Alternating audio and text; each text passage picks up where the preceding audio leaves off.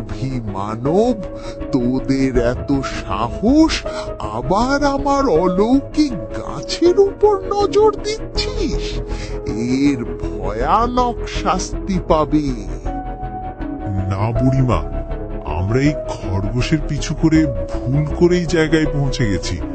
দয়া করে আমাদের ক্ষমা করে দাও। শাকচুন্নি নরেনের একটুও কথা না শুনে কিছু মন্ত্র বিড়বিড় করে দুজনের দিকে কিছু আলোর রশ্মি ছুড়ে দেয়। অপরদিকে ভবেশ নরেনকে পেছন থেকে ধাক্কা মেরে গ্রামের দিকে দৌড় মারে।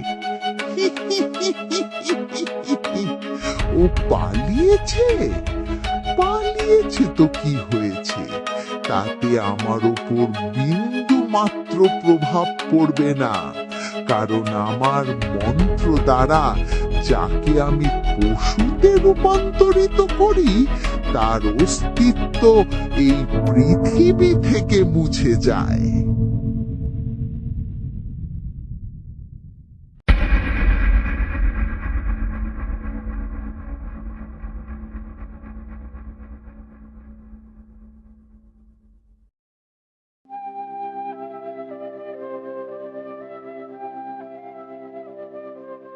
তোর মতো কুৎসিত মেয়ে এখানে কি করছে? আমি তোর তুলনায় কম সুন্দরী হতে পারি, কিন্তু আমি তোর মতো অহংকারী নয়।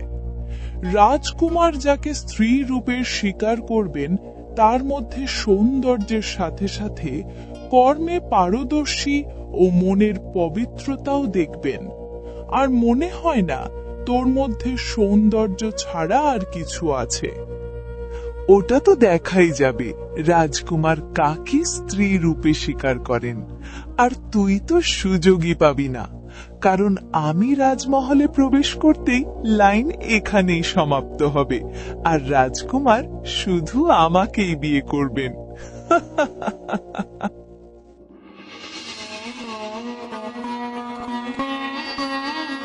কলিঙ্গ রাজ্যের রাজা চন্দ্রগুপ্তের একমাত্র সন্তান সুদীপ্তের বিয়ের বয়স হতেই রাজা চন্দ্রগুপ্ত আশেপাশের রাজ্যে বিবাহের পাত্রী খোঁজের ঘোষণা করেন।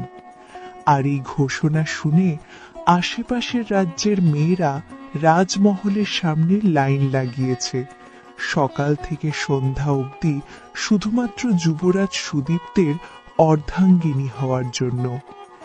একের পর এক নারীর মুখমণ্ডল দৃষ্টিপাত করতে করতে যুবরাজ মাথা নাড়িয়ে নাড়িয়ে মলিন হয়ে পড়েন।